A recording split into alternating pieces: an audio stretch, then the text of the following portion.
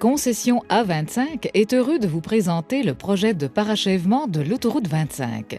Ce projet consiste à compléter un tronçon autoroutier de 7,2 km entre le boulevard Henri Bourassa à Montréal et l'autoroute 440 à Laval. Ce projet permettra d'améliorer la circulation routière et la desserte de transports en commun entre la Couronne Nord, Laval et Montréal. Il permettra également de consolider le réseau routier et contribuera ainsi au développement économique de la partie est de la grande région métropolitaine de Montréal. Les chemins de desserte de chaque côté de l'autoroute comprendront une voie réservée pour le transport en commun.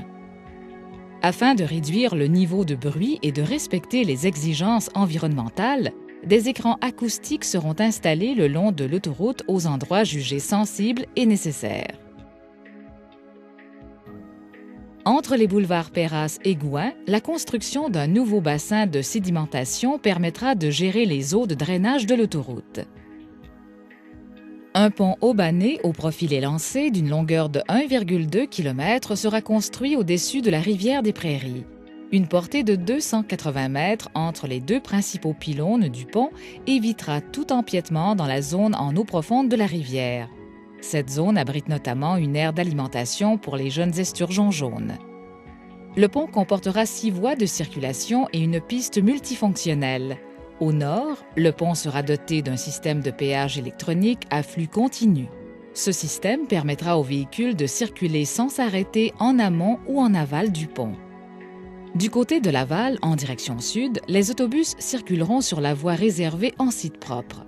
En direction nord, les autobus emprunteront l'avenue Roger-Lortie.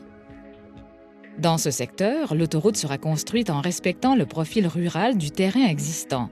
Elle sera située principalement sur l'ancien emplacement de l'avenue Roger-Lortie et sera raccordée à l'autoroute 440 par des bretelles d'accès.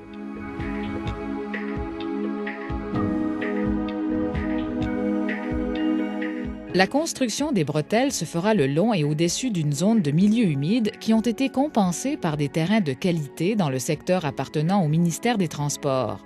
Le principal milieu humide est conservé et protégé. Ces écosystèmes permettront le développement harmonieux de la faune et de la flore.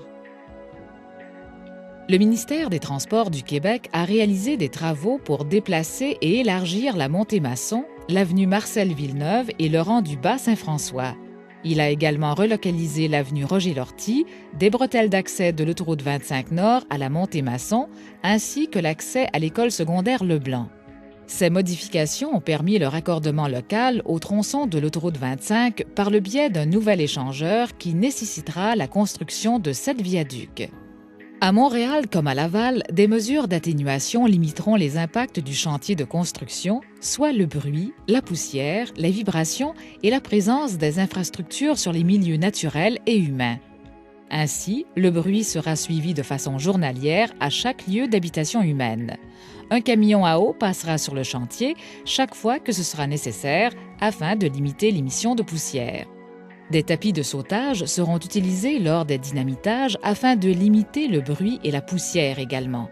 Un programme de surveillance environnementale sera appliqué tout au long du projet par un spécialiste en environnement et surveillé tous les jours par des tournées. Ainsi, les ajustements nécessaires seront faits au fur et à mesure afin de limiter les impacts du projet sur l'environnement. Le parachèvement de l'autoroute 25 sera effectué en partenariat public-privé. Cette approche permet un partage de risques entre le gouvernement et le partenaire privé. Parmi les risques conservés par concession A25, mentionnons les risques liés au dépassement de coûts et ceux de l'échéancier. Par sa formule innovatrice à péage électronique, ses voies réservées aux autobus et ses diverses caractéristiques, le parachèvement de l'autoroute 25 entre le boulevard Henri Bourassa et l'autoroute 440 à Laval se veut un projet dont l'impact sera positif sur la congestion routière, sur la fluidité des déplacements dans l'axe nord-sud de la région métropolitaine de Montréal et sur le développement économique de l'est de la région métropolitaine.